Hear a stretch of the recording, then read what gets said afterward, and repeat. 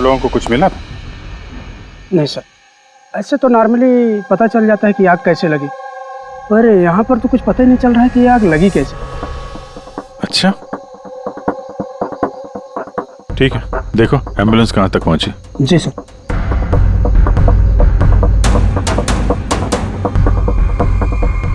बहुत बुरी तरह से झुलस गया। कमाल है, कुछ पता ही नहीं चल रहा है कि आग कैसे लगी है।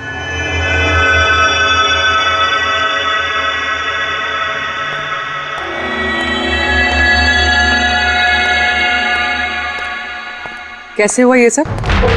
सब कुछ तो बिल्कुल ठीक था, पता नहीं ये आग कहाँ से लग गई। इतने सारे लोगों की बद्दुआएं तो लगेंगी ना। क्या कहा तुमने? पता चला था सर कि दिलीप साहब किसी कोर्ट के केस में फंसे हुए थे। काफी बड़ा चक्कर था, लेकिन अभी कुछ दिन पहले छूट भी गए थे। काफी लोग नाराज भी थे इस बात से। कहीं इसी चक्कर में किसी ने दिलीप को मार तो नहीं दिया? नहीं, कोर्ट ने बरी कर दिया था मेरे पति को, उन्होंने कुछ भी नहीं किया। क्या केस क्या था? 9 साल पहले जीजू के थिएटर में आग लग गई थी, जिसके कारण कुछ लोगों की मौत हो गई थी और सारा इल्जाम जीजू पर आ गया था। ऐसे कैसे हवा में आग लग सकती है? जरूर किसी की प्लानिंग है। किसी पे शक है आप लोगों को? कौन कर सकता है? कोई भी कर सकता है, अनीता भी कर सकती है। कौन कौन अनीता? टोनी की वाइफ, और वो आज यहाँ आई भी थी।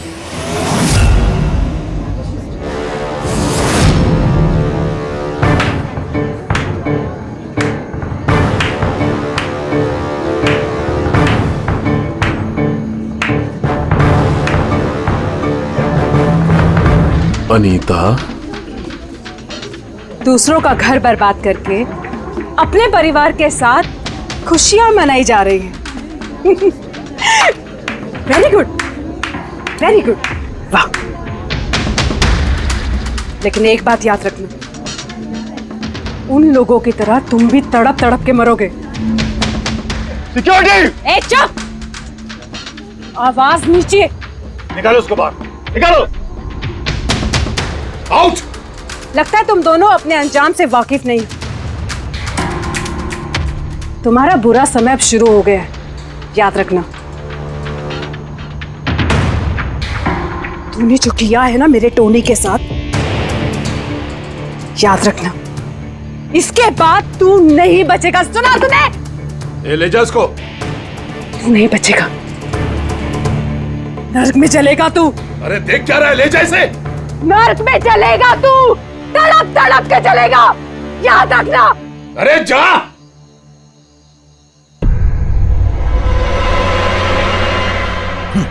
Let's enjoy Rohan.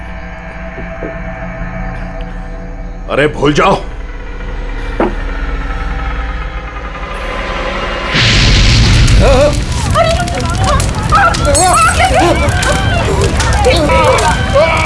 दिलीप और रोहन जिस केस में फंसे थे, उसी केस में कोर्ट ने टोनी को सजा दी थी। अच्छा, किस किस को पता था कि आप लोग यहाँ रेस्टोरेंट में आने वाले हैं? पता नहीं सर। अच्छा, दिलीप जी के आने से पहले इस चेयर के आसपास किसी को देखा था क्या? किसी अनजान आदमी को? नहीं सर, किसी को नहीं देखा सर। ये टेबल किसने रिजर्व किया था? दिलीप जी का फोन आया था, कह रहे थे कि हमारे लिए टेबल रिजर्व रखो। हमेशा यहीं बैठते थे, इसी टेबल इसी चेयर पर, रेगुलर कस्टमर थे हमारे। किसी को पहले से पता था कि दिलीप यहाँ इसी टेबल पे बैठेगा? सर, कुर्सी के पास तो ऐसी कोई चीज नहीं है जिससे आग लग सकती हो।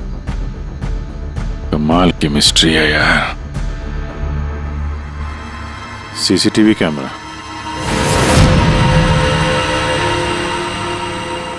इसकी फुटेज से पता चलेगा क्या हुआ था यहाँ पे। ओह माय गॉड, ये सब कैसे हो गया? कौन कर सकता है सब? उसी ने जिसने दिलीप का खून किया, सबूत मिटाने के लिए। तो ऐसे कैसे कोई मॉनिटर रूम में घुसा है? सिक्योरिटी कहाँ है तुम्हारी? सर, इस रूम में सिक्योरिटी की जरूरत ही नहीं है, इससे पहले कभी ऐसा हुआ ही नहीं है। सर, सर मुझे नहीं लगता उसके पास टाइम होगा सीसीटीवी फुटेज डिलीट करने का। सर, उसने बस तोड़फोड़ कर दी है। अगर हम किसी एक्सपर्ट को बुलाते हैं सर तो वो शायद हार्ड डिस्क से रिकवर कर पाए सर।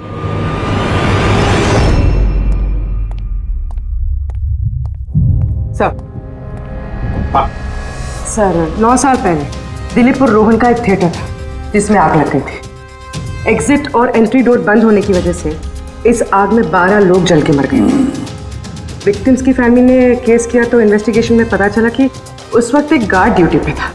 हाँ, टोनी। हाँ सर कोर्ट में साबित हो गया कि टोनी ने बहुत शराब पी रखी थी और शराब के नशे में वो इतना धुत था कि वो इमरजेंसी एग्जिट भी खोल नहीं पाया। हाँ, बस टोनी की बीवी अनीता ये मानने को तैयार ही नहीं कि गलती टोनी की है। सर सिर्फ उसका ही नहीं, बहुत सारे न्यूज़पेपर आर्टिकल्स ने भी कोर्ट के इस फैसले के खिलाफ आवाज उठाई थी। जब ये हादसा हुआ था उस वक्त दिलीप और रोहन के खिलाफ सॉलिड एविडेंसेस थे, लेकिन फिर केस चलता रहा। 9 साल हो गए।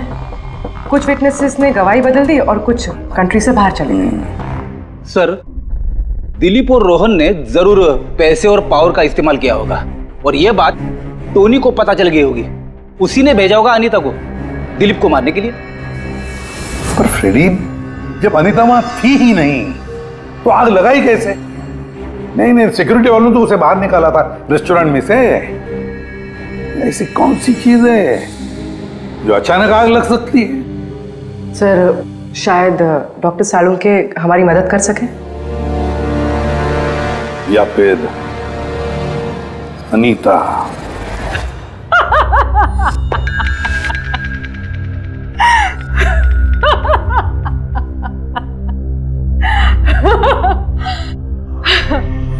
किस बात पे इतना हैरान है? मेरी हंसी पे? क्या दिलीप की मौत पे? दिलीप की मौत पे तुम इतना खुश क्यों हो रही हो? अब मैं खुश नहीं होंगी तो और कौन होगा? कल रात रेस्टोरेंट से निकलने के बाद तुम कहाँ गई थी? जेल, अपने पति से मिलने। वार्डन के पास सारे रिकॉर्ड हैं, आप चाहें तो चेक कर सकते हैं। वो तो हम करेंगे, और ये भी कि आखिर तुमने वो आग लगाई कैसे? कोई काला जादू किया तुमने? दिलीप को अचानक आग कैसे लग गई? काला जादू आता तो जरूर करती, पर मैं बहुत खुश हूं। ये दिलीप भी उसी तरह तड़प तड़प के मरा है जिस तरह 9 साल पहले वो बेकसूर लोग मरे थे, जिसकी सजा मेरा पति टोनी भुगत रहा है। तुम ये कैसे कह सकती हो कि टोनी की गलती नहीं थी? तुम तो वहां थी नहीं। मैं वहां नहीं थी, लेकिन टोनी यहाँ था। उस दिन उसकी तबीयत खराब थी। उसने अपने मालिकों से, रोहन और दिलीप से कहा, वो जल्दी घर आ गया आग लगने से पहले। गलती उन दोनों की थी। अरे पुराना दरवाजा ठीक ही नहीं करवाया, जिसके कारण वहां आग में वो लोग झुलस के रह गए। मेरे पति की गलती नहीं थी, उन दोनों की थी। तो बहुत गुस्सा आया होगा ना तुम्हें? दोनों को मारने का भी मन किया होगा। 12 लोग मरे हैं वहां। मुझसे कहीं ज्यादा गुस्सा उन लोगों के परिवार वालों को आया होगा, पर वो बहुत खुश होंगे अब दिलीप की मौत की खबर सुनके। बहुत खुश होंगे। वो लोग और भी खुश हो जाएंगे जब रोहन चल के मरेगा।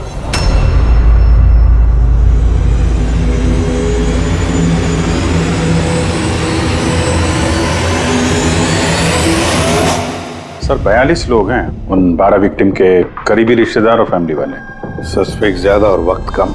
सर सबसे पहले इन 42 लोगों में से उन लोगों के नाम हटा देते हैं जो कल दिलीप की मौत के वक्त शहर में नहीं थे। सर 9 साल हो गए इस बात को। शायद कितने लोग देश भी छोड़कर चले गए होंगे, और कुछ लोगों की मौत भी हो गई होगी।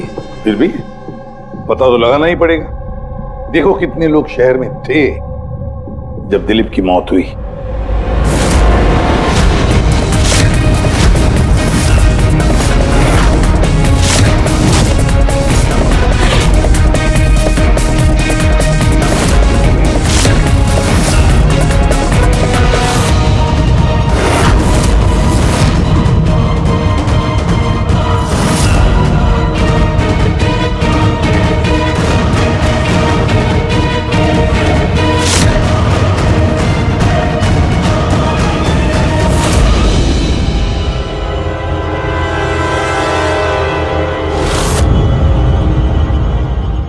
हाँ पंकज, कितने बजे?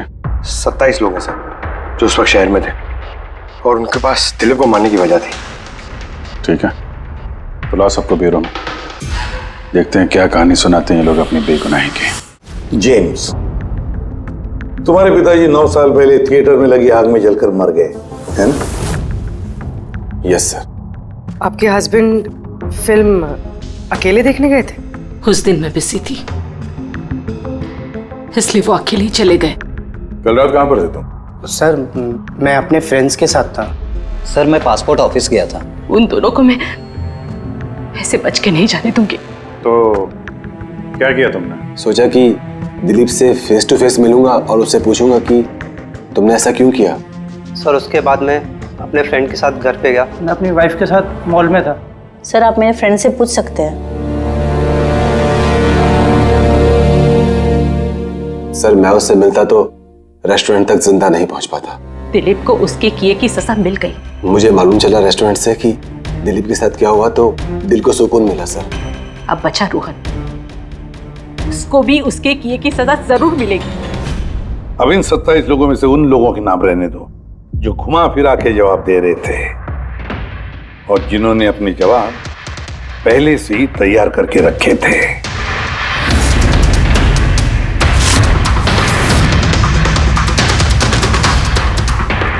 सर अब 15 बजे। अब इन 15 लोगों को उस दिन के बारे में पूछते हैं जब 9 साल पहले थिएटर में आग लगी थी। देखते हैं किसे सबसे ज्यादा गुस्सा आता है, कौन मुंह फेर लेता है। सर मेरा भाई 10वीं पास हो गया था। उसने कहा पार्टी देनी है, दोस्तों को पिक्चर दिखाना है, पैसे दो। सर मैंने वो पैसे उसे दे दिए। काश वो पैसे मुझे उसे देने नहीं चाहिए थे सर। जिसने भी ये किया बहुत अच्छा किया। आज मैं खुश हूं, आज मैं बहुत खुश हूं। कुमार साहब आप यूनिवर्सिटी में फिजिक्स के प्रोफेसर हैं, है ना? Yes sir, head of the department physics. लेकिन मेरे खुद के बेटे को पढ़ाई में कोई इंटरेस्ट नहीं था। बहुत डांटता था मैं उसे, लेकिन अनिकेत के ऊपर कभी कोई फर्क नहीं पड़ा। एक नंबर का बदमाश बन गया था वो। उस दिन भी वो कॉलेज से बंक करके दोस्तों के साथ फिल्म देखने चला गया और सर और वापस घर पे कभी नहीं आया। हिमेश, राइट, कॉन्ट्रैक्टर हो ना तुम? हाँ सर।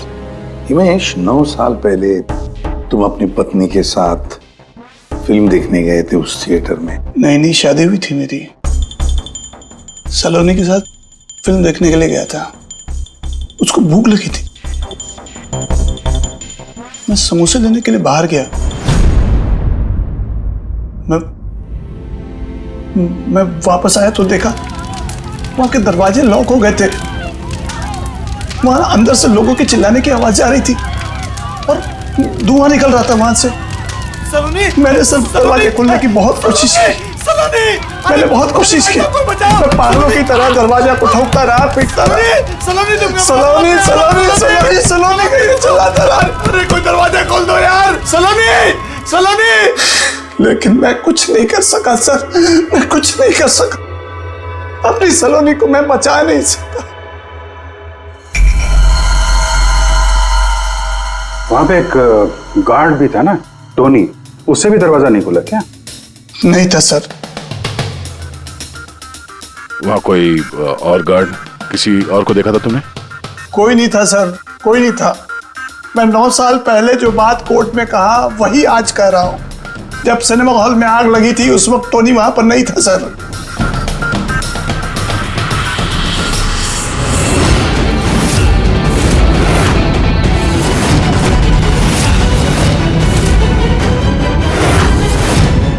सर ये है हमारे फाइनल 15 सस्पेक्ट जो दिलीप को मार सकते हैं। सो कॉप्स कह रहे थे कि फायरमैन को भी पता नहीं चला कि आग का एग्जैक्टली सोर्स क्या था। उन लोगों को तो जनरली ढूंढ कर पता चल जाता है। कि वहां पर ऐसी कौन सी चीज थी जो तुरंत आग पकड़ती है, लेकिन उन्हें पता नहीं चला। उन्हें पता नहीं चला। उन्हें इसलिए पता नहीं चला क्योंकि उस चीज की ना तो कोई खुशबू थी ना कोई रंग था। एग्जैक्टली सर, मतलब अगर लिक्विड होता ना तो इस दिलीप को पता चलता जब वो चेयर पे बैठता, उसे फील होता। और अगर पाउडर होता तो हमें टेस्टिंग में पता चल जाता। इसका मतलब ये तो गैस, इसका मतलब ये गैस है। गैस? तो इसीलिए उस फायरमैन को पता नहीं चला कि किस चीज से आग लगी है। इनफ्लेमेबल गैस बॉस, जिसे सिर्फ एक स्पार्क की जरूरत होती है आग पकड़ने के लिए। अच्छा, मुझे एक बात समझ में नहीं आ रही है। दिलीप इस कुर्सी पर बैठा था तो गैस कुर्सी पर आई कहां से? कुर्सी से ही। क्या? कुर्सी से? वो ऐसे बॉस, जिस चेयर पे ये दिलीप बैठा था उसके नीचे की तरफ किसी ने ज्वलनशील गैस का स्प्रे किया हुआ था। मरते वक्त दिलीप के कांटेक्ट में दो चीजें थी, एक तो ये चेयर जिस पे वो बैठा था और एक वाइन का ग्लास जो उसने हाथ में पकड़ा हुआ था। हमने ये दोनों चीजें चेक की तो इस चेयर के ऊपर से हमें इनफ्लेमेबल गैस के कुछ ट्रेसेस मिले। बॉस, हमारे आसपास वातावरण में स्वतः ज्वलनशील पदार्थ होते हैं जो कभी कभी स्पॉन्टेनियसली जल जाते हैं, जैसे कि मार्श गैस एक नेचुरल बायोगैस है और ज्वलनशील गैस इसका मेन कंपोनेंट है। मतलब इनफ्लेमेबल गैस कभी भी हवा में ऐसे ही जल जाती है?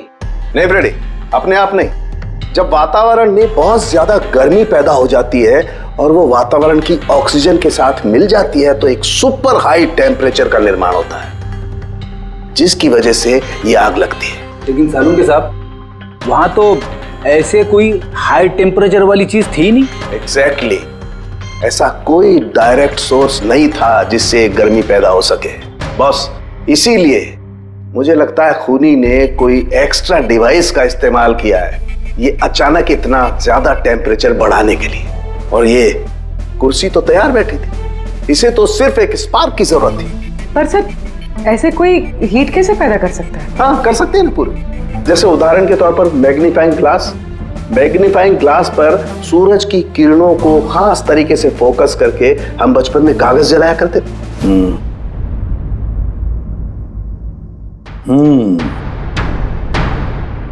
लगता है इस रेस्टोरेंट में फिर से जाना पड़ेगा। पता लगाना पड़ेगा किस चीज से आग लगी है।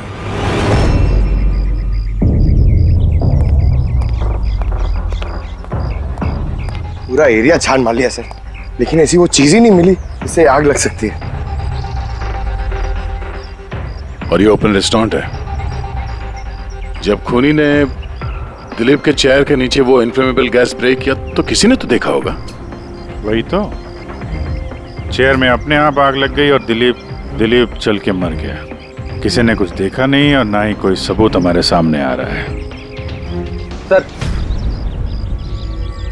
उस डेटा एक्सपर्ट ने सीसीटीवी फुटेज रिकवर कर ली है, आप देख सकते हैं सर। गुड, तुम लोग यार देख लो, तब तक मैं देखता हूँ यहाँ पे कुछ मिलता है क्या।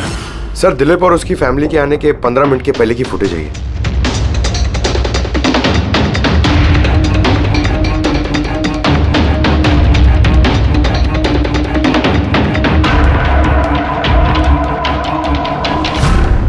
ये कुर्सी चेंज कर रहा है। इसका कोई दूसरा एंगल है क्या इसी टाइम का? चेक कर। एक मिनट सर।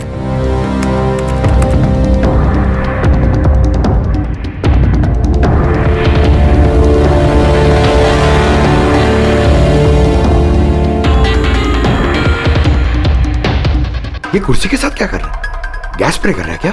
हाँ, उसने अपने चेयर पे गैस स्प्रे किया और उसने अपनी कुर्सी को उस कुर्सी से बदल दी जिस पे दिलीप बैठने वाला था।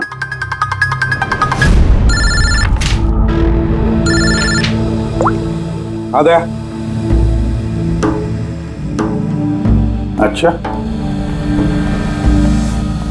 ग्रेट, गुड वर्क है, गुड वर्क। क्या हुआ सर? जिसने भी दिलीप की कुर्सी के साथ छेड़खानी की ना, उसका पता चल गया है। वो एक आदमी है, उसका मिलता जुलता हुलिया भी मिला है। अब देखते हैं, जय भेजने वाला है फोटोग्राफ।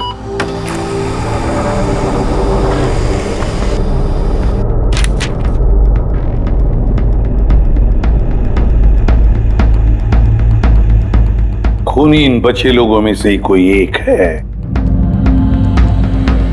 इन्हीं में से एक। और अब इसका अगला शिकार रोहन है।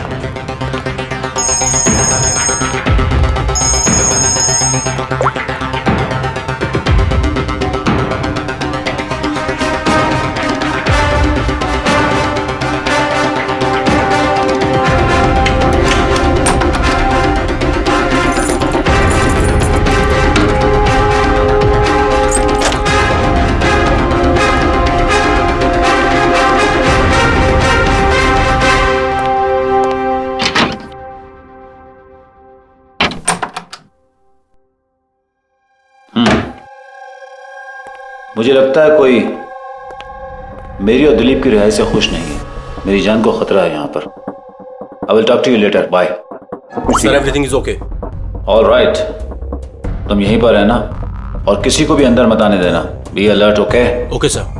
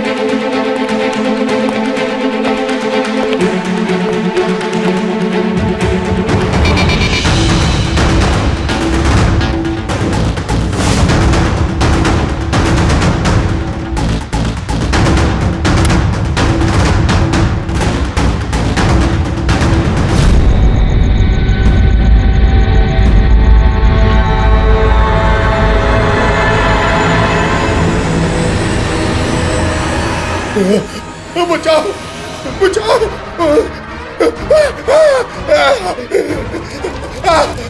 बचाओ, पानी पानी,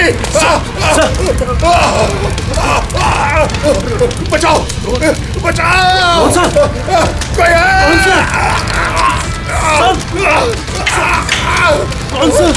बचाओ, पानी पानी, कौन सा?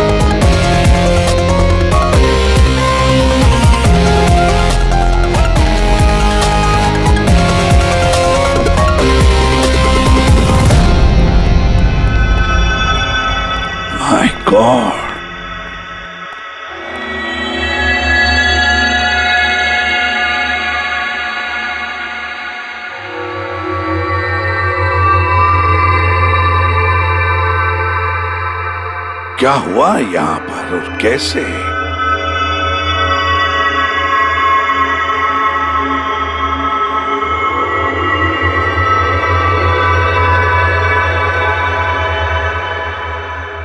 यहाँ पर भी और किसी किस्म की कोई स्मेल नहीं, सिवाय इस जली हुई लाश की बदबू के। यानी ये मर्डर भी इन्फ्लेमेबल गैस से हुआ है? शायद। ये सब हुआ कैसे? हाँ? सर मैं रोहन सर का बॉडीगार्ड हूं सर। अच्छा, तो फिर ये आप लोग कहाँ थे जब ये सब हुआ? सर रोहन सर ने मुझे बाहर निगरानी के लिए कहा था, तो थोड़ी देर के बाद सर उनके चिल्लाने की आवाज आई तो मैं उनके कमरे की तरफ भागा, लेकिन सर दरवाजे के चारों तरफ से धुआं देखा तो मैं दूसरी चाबी से दरवाजा खोल के अंदर गया तो देखा कि सर रोहन सर जले पड़े थे। आप लोगों को भी कुछ पता नहीं है। कमाल है, कमरे के अंदर कोई लीड नहीं मिला, शॉर्ट सर्किट नहीं हुआ है, ये पर्दा अंदर से बंद है, ये विंडोज परमानेंटली क्लोज्ड है, कोई बाहर से अंदर भी नहीं आ सकता। अब बाहर से अंदर कोई व्यू भी नहीं है, कोई देख नहीं सकता, तो फिर आदमी मरा कैसे? इससे लगी है आग बॉस।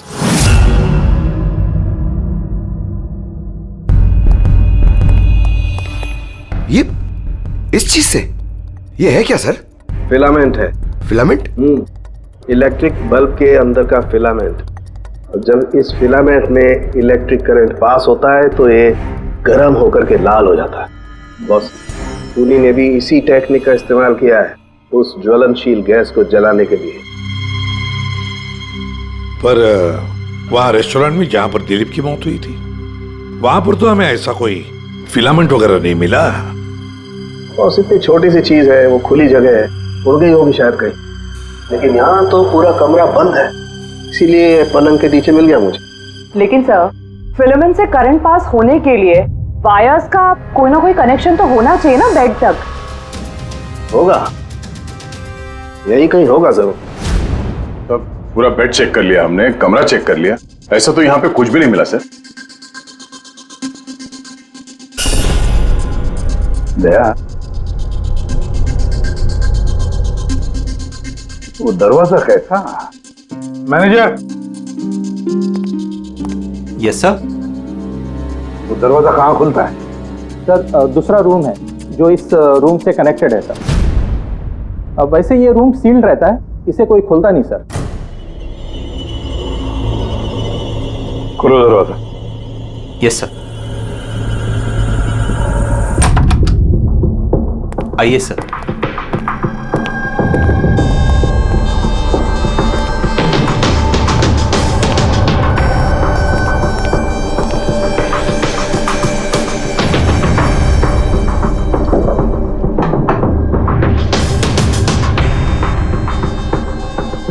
मैनेजर साहब, किसका कमरा है ये? कौन रहता है इस कमरे में? गेस्ट है कोई सर, डिटेल्स चेक करनी पड़ेगी। मंगाओ। Okay sir.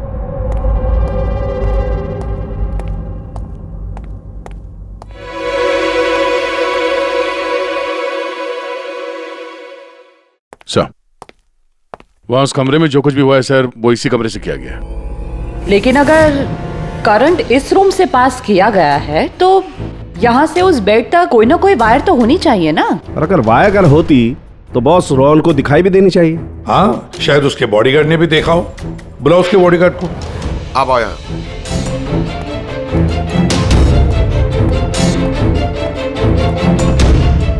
एक बात बताओ, जब तुम रोहन के कमरे में आए थे तब कोई वायर देखी यहाँ इस दरवाजे से उस कमरे में जाते हुए? कुछ भी नहीं सर, रोहन सर के रूम के अंदर जाने से पहले मैंने रूम को पूरी तरह से चेक किया था सर, लेकिन वायर जैसी कोई चीज उस रूम में नहीं दिखाई दी। ठीक है, जाओ तुम। जो कुछ भी हो दया, खूनी ने इसी दरवाजे का इस्तेमाल किया। इस दरवाजे से वो रोहन के इस कमरे में आया, उसने बेड पर इन्फ्लेमेबल गैस स्प्रे किया और किसी भी तरह से फिलामेंट को करंट दे दिया। बस फिलामेंट गर्म हो गई और इन्फ्लेमेबल गैस ने आग पकड़ ली, रोहन की मौत हो गई। बस एक बात पक्की है, ये जो कोई भी है उससे इलेक्ट्रिक और केमिकल्स की बहुत अच्छी जानकारी है। प्रोफेसर कुमार, फिजिक्स का प्रोफेसर कुमार, उससे बढ़कर और कौन जान सकता है इस सारे मामले में? दया, अच्छा, इस प्रोफेसर कुमार से मिल लो। दया, मैं भी चलता हूं तुम्हारे साथ।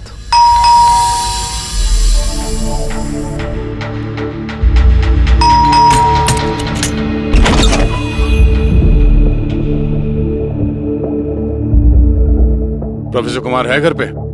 हाँ है, लेकिन आप लोग? सीआईडी सब ठीक तो है ना साहब? हाँ, उनसे कुछ पूछताछ करनी है। कहाँ है वो? बाहर बच्चों को पढ़ा रहे हैं, मैं बुला के लाता हूँ। कोई बात नहीं, हम देखते हैं।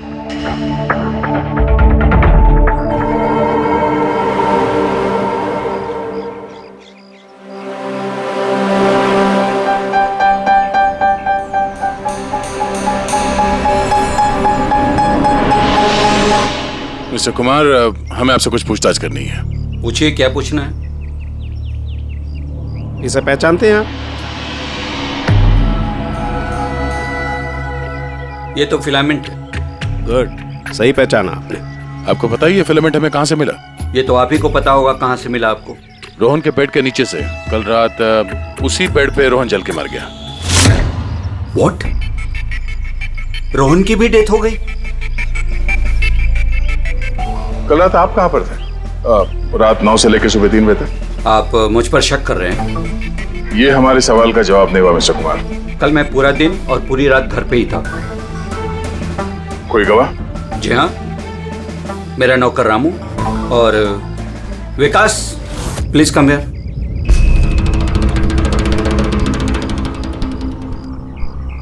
Yes sir. इन्हें बताओ मैं कल कहाँ था। सर हमारे एक्स्ट्रा क्लासेस ले रहे थे यहीं पे सर। कितने बजे से कितने बजे तक? सर शाम के 6 बजे से सुबह के 5:30 बजे तक। सर हमारे एग्जाम आने वाले हैं ना, तो हमने ही सर को रिक्वेस्ट किया था एक्स्ट्रा क्लासेस लेने के लिए।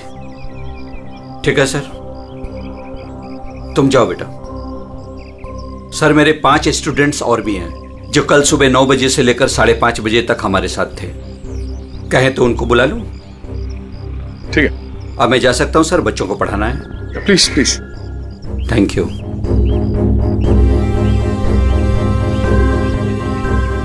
हाँ, तो बच्चों में ये कह रहा था कि बिना सोल्डरिंग वायर के भी हम मदरबोर्ड फिक्स कर सकते हैं with the help of adhesive conductor.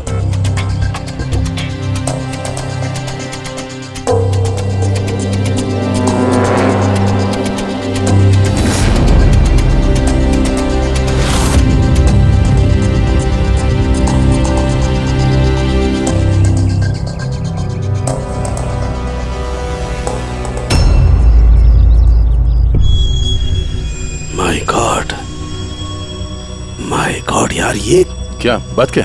अरे यार, ये गलती मुझसे कैसे हो गई? क्या? गॉड, बूढ़ा हो गया मैं, बूढ़ा हो गया मैं। एक काम करो, 1 घंटे बाद फॉरेंसिक लैब में मिलो, कुछ बताऊंगा। 1 घंटे बाद। अरे वो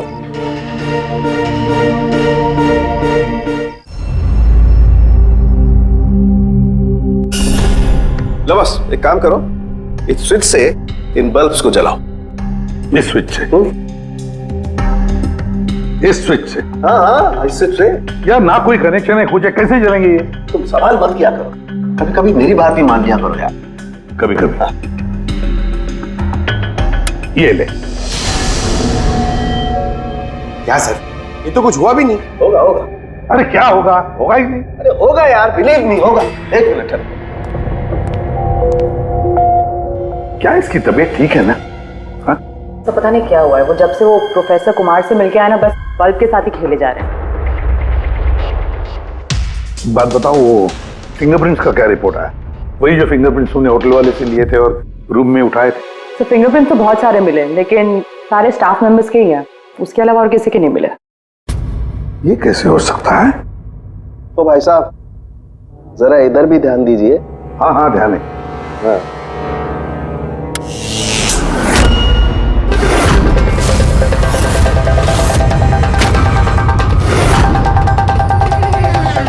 अरे सर, ये बल्ब जलने कैसे लगे? क्या बात है सालूके साहब, बिना वायर के सारे बल्ब जला दिए। लेकिन सालूके साहब, ये सब आपने किया कैसे? ठीक वैसे ही हुआ ये फ्रेडी, जैसे कि खूनी ने किया था उस दिलीप की कुर्सी पे और रोहन के बेड पे। जादूगर सालुंखे, जरा साफ साफ बताइए, आपने ये किया कैसे? करंट क्या हवा में से आया? हवा में से नहीं आया बॉस, करंट आया है इलेक्ट्रिक पेंट के जरिए। Electric paint? हाँ, इलेक्ट्रिक पेंट। दरअसल बिजली के जो तार होते हैं वो मेटल के होते हैं, और metal is a good conductor of electricity, इसीलिए करंट उनमें से पास होकर के जाता है। ठीक इसी तरीके से कुछ पेंट भी होते हैं जिन्हें हम इलेक्ट्रिक पेंट कहते हैं, और ये भी गुड कंडक्टर ऑफ इलेक्ट्रिसिटी होते हैं। इनमें से भी इलेक्ट्रिसिटी पास हो सकती है, और कमाल की बात यह है कि ये किसी भी कलर में मिल सकते हैं। जो आसानी से किसी भी बैकग्राउंड में मर्ज भी हो सकते हैं। ओह, इसीलिए हमें होटल रूम में और रेस्टोरेंट में कुछ दिखा नहीं सर। Exactly that. खूनी ने दरअसल होटल के कमरे का और रेस्टोरेंट के फ्लोर का दोनों का कलर इस कलर के साथ मैच किया, इसीलिए हमें दिखाई नहीं दिया। और ये इलेक्ट्रिक करंट, आई मीन ये जो इलेक्ट्रिक पेंट है, ये आसानी से मिल जाता है? हाँ, मिल जाते हैं। दरअसल इलेक्ट्रिक सोल्डरिंग और रिपेयरिंग के काम में आते, और इनकी सबसे बड़ी खासियत यह है कि ये आमतौर पर नंगी आंखों से दिखाई नहीं देते, सिर्फ इंफ्रारेड लाइट में ही ये दिखाई देते हैं। मैं दिखाता हूं।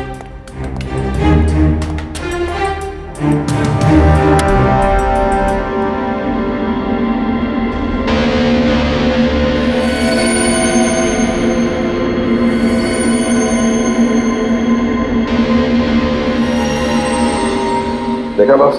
हाँ, खूनी ने भी ऐसे ही इस इलेक्ट्रिक पेंट का इस्तेमाल किया और ये सर्किट बनाया।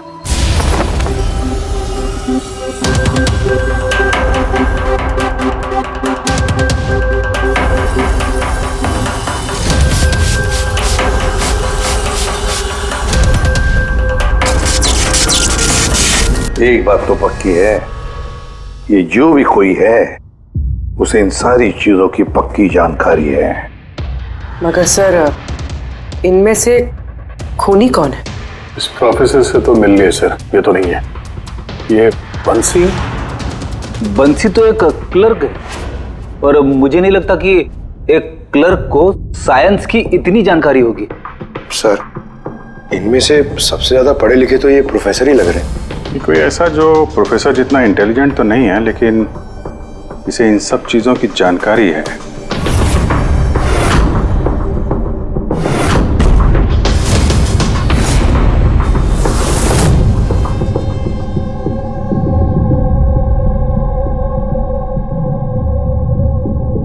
वो ये है अभिजीत, ये है वो।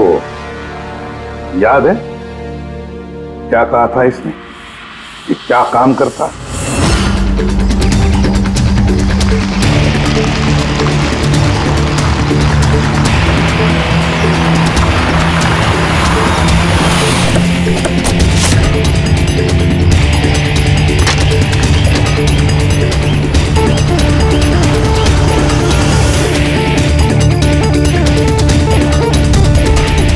चले ससुराल।